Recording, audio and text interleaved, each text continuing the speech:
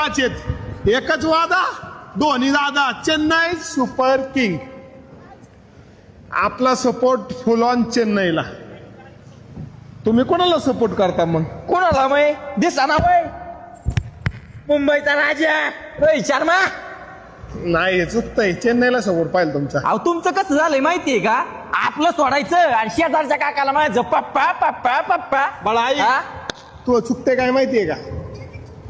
आपला पुरंदरचा धुरंदर चेन्नईच्या संघाचा कॅप्टन आहे ऋतुराज गायकवाड. आणि आपला धोनी क्रिकेटचा बादशाह.